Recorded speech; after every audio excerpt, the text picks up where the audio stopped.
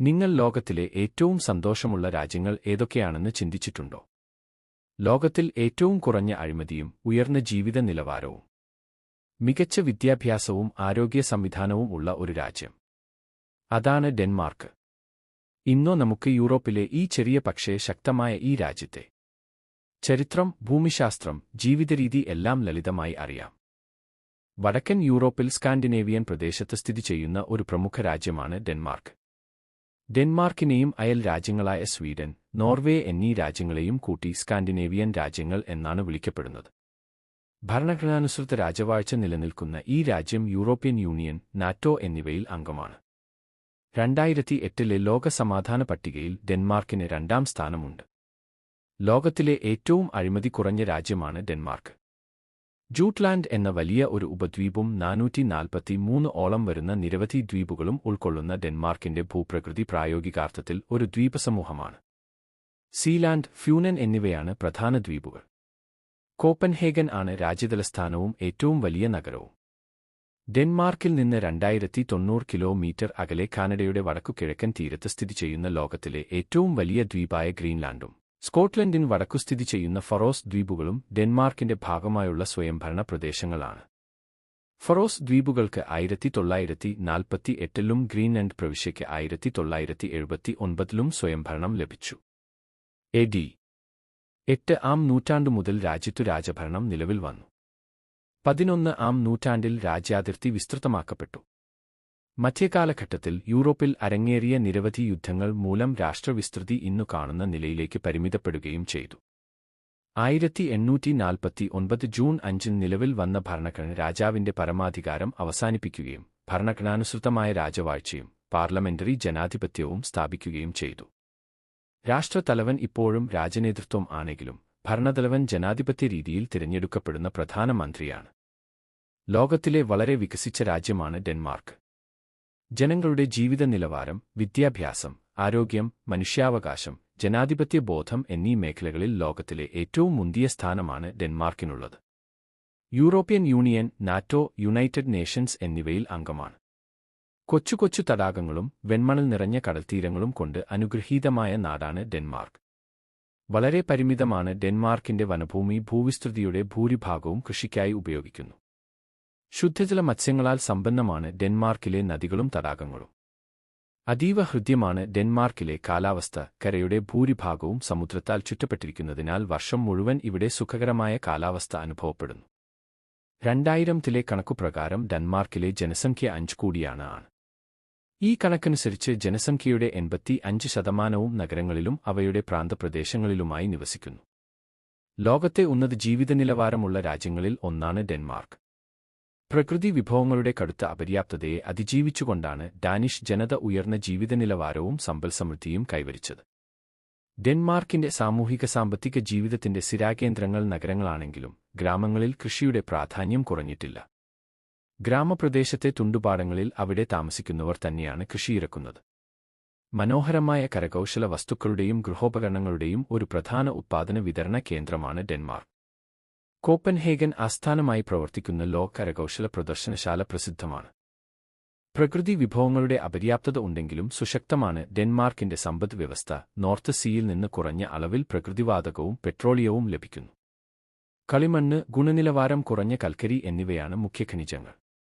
Petroleum, ഇരുമ്പ് ഉൾപ്പെടെയുള്ള ലോഹങ്ങൾ വൻതോതിൽ ഇറക്കുമതി ചെയ്യുന്നു.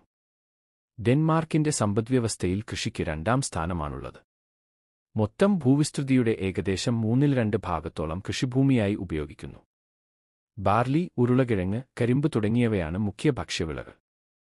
ഇവയിൽ ബാർലി 1ാം സ്ഥാനം നേടിയിരിക്കുന്നു. രാജ്യത്തിന്റെ ഭൂരിഭാഗം പ്രദേശത്തും ബാർലി തോട്ടങ്ങൾ കാണാം.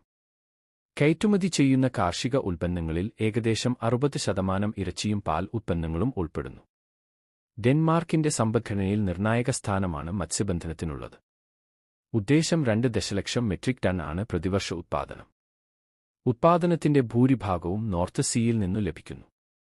കോഡ്, ലെറിംഗ്, സാൻഡ് ലാൻസെഡ്, സ്പാർട്ട്, വൈറ്റിംഗ്, അയില, സാൽമൺ, ട്യൂണ എന്നിവ മുഖ്യ ഇനങ്ങളിൽപ്പെടുന്നു. വർഷങ്ങൾക്കു മുമ്പുതന്നെ ഇന്നത്തെ ഡെൻമാർക്ക് സ്ഥിതി ചെയ്യുന്ന പ്രദേശത്ത് മനുഷ്യവാസം ആരംഭിച്ചതായി ചരിത്ര, പുരാതത്വ പഠനങ്ങൾ വെളിപ്പെടുത്തുന്നു. എന്നാൽ ശിലായുഗത്തിൽ തെക്കുനിന്ന് ഒരു വിഭാഗം ഈ പ്രദേശത്ത് കുടിയേറിയതോടെയാണ് ഇവിടെ സ്ഥിര മനുഷ്യാധിവാസ കേന്ദ്രങ്ങൾ രൂപപ്പെടുന്നത്. BC 2100-നും 1500-നും മധ്യേ ഇവിടെ കുടിയേറിയ ഈ ജനവിഭാഗം ക്രമേണ ഈ പ്രദേശത്ത് തങ്ങളുടെ ആധിപത്യം ഉറപ്പിക്കുകയും ഡാനിഷ് ഭാഷയുടെ പ്രാക്രൂപം സ്വായത്തമാക്കുകയും ചെയ്തു. ജർമ്മനിയുമായി അതിർത്തി പങ്കിടുന്ന ദക്ഷിണ ജെറ്റ്ലൻഡ് മേഖലയാണ് ഇവരുടെ മുഖ്യ ആവാസകേന്ദ്രം. മധ്യകാല ഡാനിഷ് വാസ്തുവിദ്യയുടെ മകുടോദാഹരണങ്ങളായി പ്രശോഭിക്കുന്ന നിരവധി കൊട്ടാരങ്ങളും കത്തീഡ്രലുകളും ആധുനിക കെട്ടിട സമുച്ചയങ്ങളും അധിവാസകേന്ദ്രങ്ങളും കൊണ്ട് മനോഹരമാണ് ഡെൻമാർക്കിലെ നഗരങ്ങൾ. ഉന്നത ജീവിത നിലവാരവും കാര്യക്ഷമമായ സാമൂഹിക ക്ഷേമ പദ്ധതികളും നഗരങ്ങളെ ചേരുവിമുക്തമാക്കിയിരിക്കുന്നു. 20-ാം ശതകത്തിന്റെ മധ്യത്തോടെ ഡെൻമാർക്ക് ഒരു പ്രധാന ഉത്പാദക രാഷ്ട്രമായി വികസിച്ചു. കൃഷിയെ 2-ാം സ്ഥാനത്തേക്കു പിന്തള്ളിക്കൊണ്ടാണ് ഉത്പാദന മേഖല പ്രഥമസ്ഥാനം കൈയടക്കിയത്. ഉത്പാദനത്തെ പരിപോഷിപ്പിക്കുവാൻ ഗവൺമെന്റ് നിരവധി പദ്ധതികൾ ആവിഷ്കരിച്ച് നടപ്പിലാക്കി വരുന്നു. ഡാനിഷ് നിർമ്മാണ മേഖലയുടെ പകുതിയോളം തലസ്ഥാന നഗരമായ കോപ്പൻഹേഗനിൽ കേന്ദ്രീകരിച്ചിരിക്കുന്നു. ഗുണമേന്മയേറിയ സ്റ്റീരിയോ, ടെലിവിഷൻ, ഫർണിച്ചർ, പോർസലിൻ തുടങ്ങിയവയാണ് ഇവിടത്തെ പ്രധാന ഉത്പന്നങ്ങൾ. ഡീസൽ എഞ്ചിൻ, യന്ത്രസാമഗ്രികൾ, മരുന്നുകൾ, കപ്പൽ, തുണിത്തരങ്ങൾ, സംസ്കരിച്ച ആഹാരപദാർത്ഥങ്ങൾ തുടങ്ങിയവയും പ്രാധാന്യമർഹിക്കുന്നു. ആധുനികവും വികസിതവുമാണ് ഡെൻമാർക്കിലെ ഗതാഗത സംവിധാനം. രാജ്യത്തിന്റെ നാനാഭാഗങ്ങളെയും തമ്മിൽ പരസ്പരം ബന്ധിപ്പിക്കുന്ന നവീന റോഡുകൾ ഡെൻമാർക്കിന്റെ പ്രത്യേകതയാണ്. ജനസംഖ്യയിൽ 4-ലൊരാൾക്ക് വീതം മോട്ടോർ കാറും പകുതിയോളം പേർക്ക് മോട്ടോർ സൈക്കിളും സ്വന്തമായിട്ടുണ്ട്. ഒരു ദ്വീപ് സമൂഹമായതിനാൽ ഡെൻമാർക്കിലെ ഗതാഗത സംവിധാനത്തിൽ നിർണായക സ്ഥാനമാണ് ജലഗതാഗതത്തിനുള്ളത്.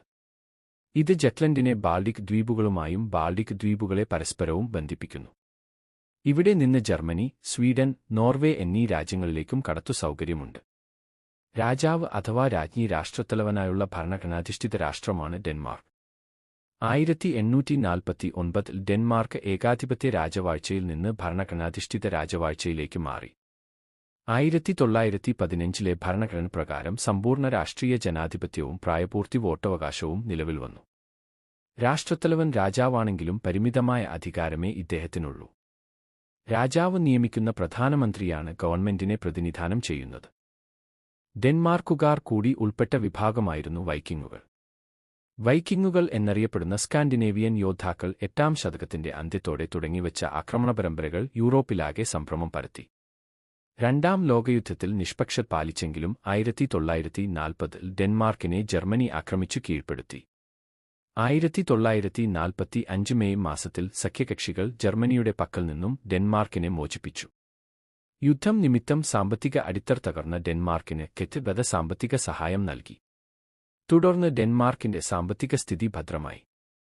ഡെൻമാർക്കിന്റെ വിശേഷങ്ങൾ ഇഷ്ടമായെന്നു കരുതുന്നു. അടുത്ത ലക്കം പുതിയ വിശേഷങ്ങളുമായി വീണ്ടും കാണാം.